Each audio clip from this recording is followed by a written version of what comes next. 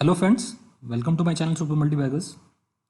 दोस्तों, आज हम लोग ऐसे स्टॉक के बारे में बात करने वाले हैं, ऐसी बैंक के बारे में बात करने वाले हैं जिस स्टॉक में टर्न अराउंड हुआ था लास्ट ईयर। और उसका जो प्राइस था वो काफ़ी बढ़ा भी, लेकिन बहुत अनफॉर्चुनेट रहा कि जब ये स्टॉक चला, काफ़ी लंबे टाइम बाद चला, उस टाइम पे हमें ये सिचुएशन देखने के लिए मिली, मतलब कोविड सिचुएशन देखने के लिए मिली, जिसकी वजह से स्टॉक वापस से करेक्ट हो गया।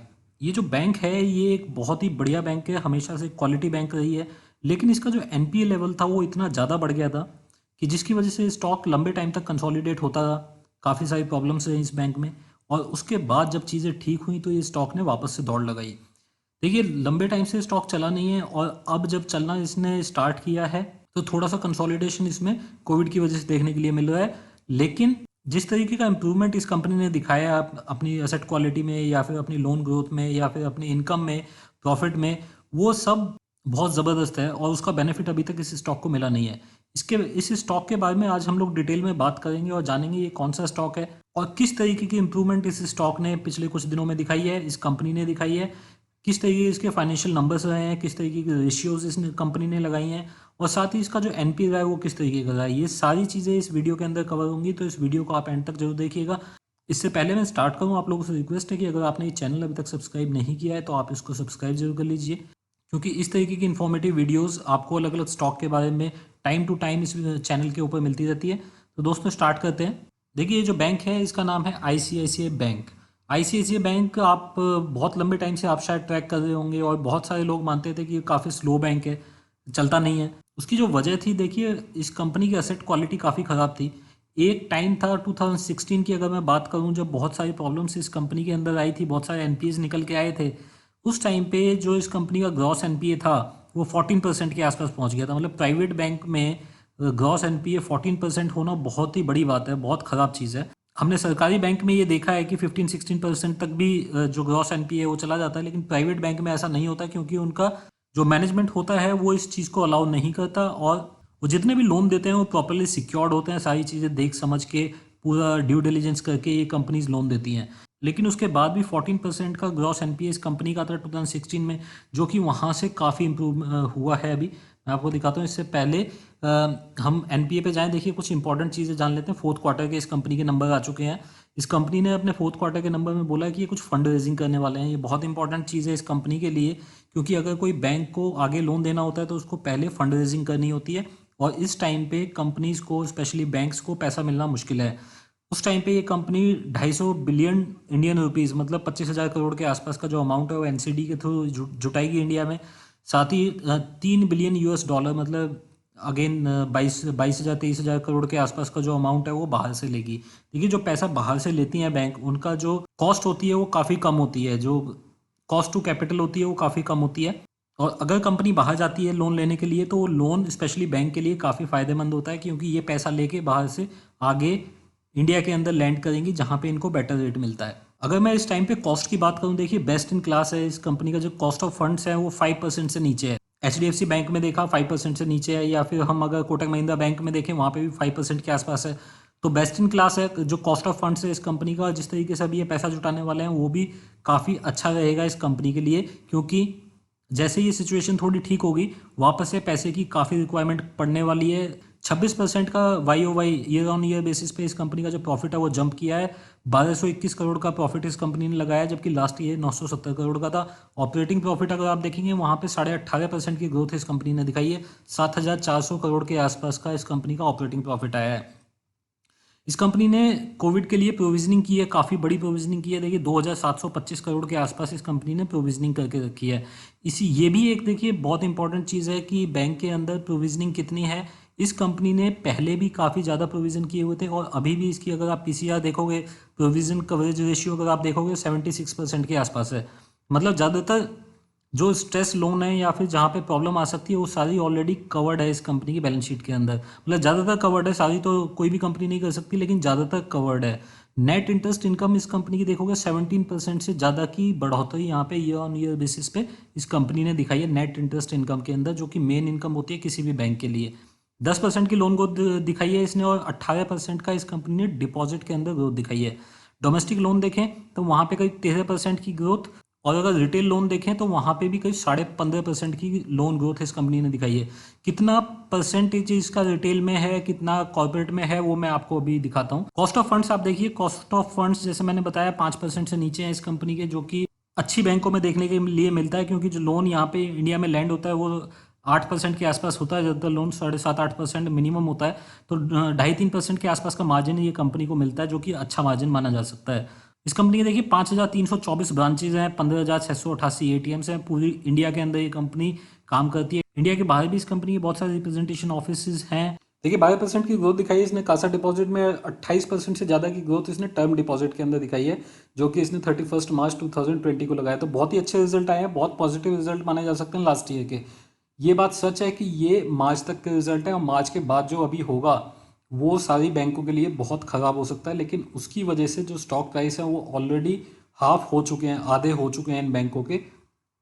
तो वैल्यूएशन ऑलरेडी आपको काफ़ी कम होती दिखाई दे रही है पहले के कंपैरिजन में। अब जरा हम देख लेते हैं इस कंपनी का लोन पोर्टफोलियो कैसा है। देखिए लोन पोर्टफोलियो में अगर मैं देखूं डोमेस्टिक बुक में, यहाँ पे आप आ जाइए, तो इस कंपनी की जो रिटेल के अंदर जो टोटल बुक है वो यहाँ पे आप देख सकते हैं 4,080 बिलियन रुपीज़ के आसपास की है, जो कि काफ़ी बड़ी मानी जा सकती है। और इसमें अगर आप ग्रोथ देखेंगे तो 15% से ज़्यादा की, 15.5% की ग्रोथ यहाँ पे आपको दिख रही है। और ये टोटल शेयर है इस पूरे लोन पोर्टफोलियो का, वो बनता है करीब 63% के आसपास। ज़्यादातर अमाउंट जो इन्होंने लोन दिया हुआ है देखिए वो रिटेल सेक्टर में दिया हुआ है, तो वो बहुत ही अच्छी चीज़ है कि कॉर्पोरेट्स में जो इनकी लैंडिंग है वो थोड़ी कम है। कॉर्पोरेट्स में अगर आप देखें तो वहाँ पे भी करीब 5% की ग्रोथ इस कंपनी ने दिखाई है, वो 25% के आसपास पूरा लोन बुक का बनता है।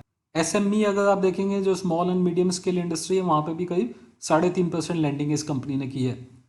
तो ज़्यादातर जो अमाउंट है इसका वो रिटेल के लिए है। तो कुछ ही ऐसी बैंक है इंडिया में जो इस परसेंटेज पे रिटेल को लोन देती है, मतलब ज़्यादातर अमाउंट जिनका रिटेल लोन में जाता है, जहाँ पे कि रिस्क कम होता है।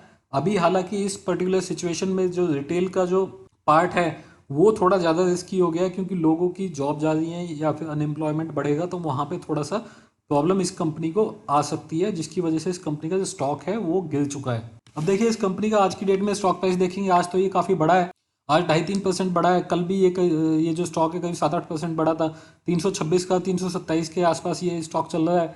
इस कंपनी का अगर आप 5 साल का चार्ट देखेंगे, देखिए जहां ये कंपनी 2017 में, तो मैंने बताया कि इसका 14% का ग्रॉस एनपीए था, जहां पे ये कंपनी उस टाइम पे थी वहीं पे देखिए आज ट्रेड कर रही है। आप देख सकते हैं कि अगस्त 2017 में इस कंपनी का जो शेयर प्राइस था वो 300 रुपये के आसपास था, आज भी 300 रुपये के आसपास है।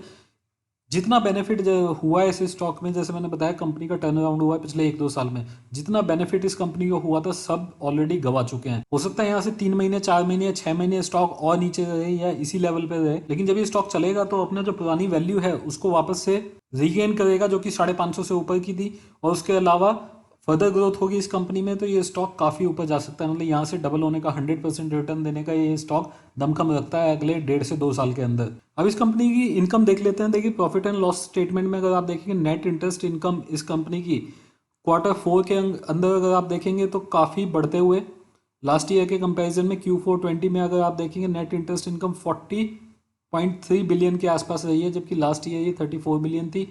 फी इनकम में बढ़ोतरी हुई है। यहाँ पे डिविडेंड इनकम देखेंगे, वहाँ पे भी बढ़ोतरी आपको होते हैं। मतलब जितने भी इनकम है, हर तरीके की इनकम में आपको बढ़िया ग्रोथ यहाँ पे देखने के लिए मिली है। Q4 में अगर आप वाई बेसिस पे देखते हैं तो अच्छी खासी ग्रोथ आपको यहाँ पे देखने के लिए मिली है। अगर फाइनेंशियल ईयर, पूरे फाइनेंशियल ईयर का भी देखते हैं तो वहाँ पे भी बड़ी ग्रोथ आपको नेट इंटरेस्ट इनकम में देखने के लिए मिलेगी। 332 बिलियन के आसपास की नेट इंटरेस्ट इनकम आई है, जबकि लास्ट ईयर ये $270 बिलियन के आसपास थी।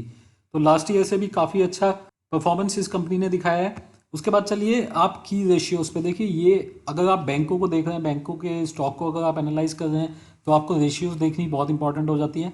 नेट इंटरेस्ट मार्जिन अगर आप देखते हैं लास्ट ईयर से, यहाँ पे आप देखेंगे जितनी भी अच्छी रेशियोज हैं, मतलब जो पॉजिटिव होनी चाहिए वो पॉजिटिव है, जो नेगेटिव होनी चाहिए वो नेगेटिव है। तो हर तरीके से बहुत बढ़िया रिजल्ट इस कंपनी के आए थे।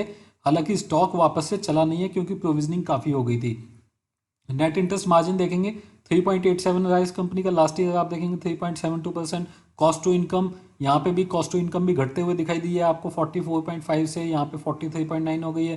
Provision to core operating profit, वहाँ पे आप देख सकते हैं प्रोविजन लास्ट ईयर से कम है, लेकिन यहाँ पे मैं आपको एक बात बताऊँ, जो कोविड के चक्कर में इन्होंने प्रोविजनिंग की है वो इसमें इंक्लूडेड नहीं है, इसलिए यहाँ पे आपको प्रोविजनिंग कम दिख रही है। अदरवाइज अगर आप इसकी प्रोविजनिंग देखेंगे तो काफ़ी ज़्यादा है, कहीं 76% के आसपास ये कंपनी पीसीआर मेंटेन कर रही है।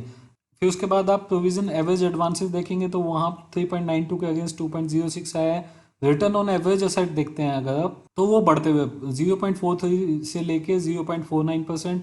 और stand alone return on equity, देखिए ये बहुत इंपॉर्टेंट है। रिटर्न ऑन इक्विटी अगर आप देखते हैं तो 3.6 से बढ़ के 4.2 होते हुए, तो मतलब काफ़ी बढ़ चुकी है लास्ट ईयर के कंपैरिजन में। और अगर आप ईपीएस देखते हैं तो ईपीएस यहाँ से 6 से बढ़ के करीब 7.5 का हो चुका है।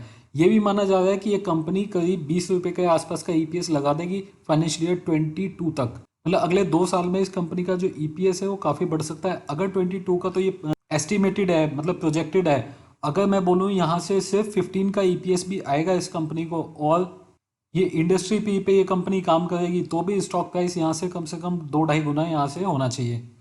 बुक वैल्यू देखेंगे 168 से बढ़ के बुक वैल्यू भी 180 रुपीज़ के आसपास पहुँचती हुई। तो सारी रेशियोज आप देखेंगे बहुत इंप्रूवमेंट होते हुए, काफ़ी बढ़िया रेशियोज के अंदर इंप्रूवमेंट आया है इस कंपनी के। अब आप देख लीजिए एनपीए ट्रेंड। एनपीए अगर आप देखेंगे ग्रॉस एनपीए मार्च 2020 का, तो इस बार का जो ग्रॉस एनपीए है वो है 5.53। जैसे मैंने बताया 14% से नीचे होता जा रहा है हर साल। लास्ट ईयर आप देखेंगे 6.7% था मार्च 2019 में। इस बार देखेंगे तो वो और भी कम होते हुए 5.5% के आसपास आया है। और नेट एनपीए आप देखेंगे तो 2.06 का आया है मार्च 2019 में, और इस बार ये घट के हो गया है 1.41%।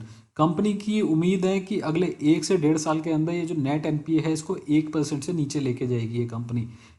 नेट एनपीए से बहुत फर्क पड़ता है किसी भी बैंक के स्टॉक प्राइस के अंदर, तो ये बहुत इंपॉर्टेंट चीज़ है देखने के लिए। और पीसीआर जैसे मैंने आपको बोला, प्रोविजन कवरेज रेशियो आप देखिए 70.6% इसने 2019 में थी, अभी यहाँ पे 75.7 है।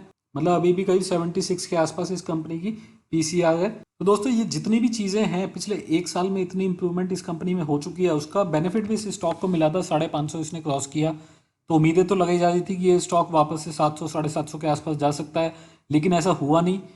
इस प्रॉब्लम के चलते, कोविड सिचुएशन के चलते स्टॉक वापस से आधा हो गया है, और अभी एक बहुत अच्छी अपॉर्चुनिटी इन्वेस्टर्स को मिल रही है इस स्टॉक के अंदर एंटर करने के लिए। दोस्तों अगर आपको ये इन्फॉर्मेशन इस स्टॉक के बारे में अच्छी लगी हो, ये वीडियो अच्छा लगा हो, तो आप इस वीडियो को लाइक जरूर करके जाइएगा। अगर आपको मेरी वीडियोस पसंद है, या फिर आप फर्स्ट टाइम मेरे किसी वीडियो को आप वॉच कर रहे हैं, तो आप मेरे चैनल को सब्सक्राइब कर लीजिए। फ्यूचर में इसी तरीके की इन्फॉर्मेटिव वीडियोज़ आपको अलग अलग स्टॉक के बारे में मिलती रहेगी। अभी के लिए दोस्तों इतना ही। Thank you very much, take care, bye bye.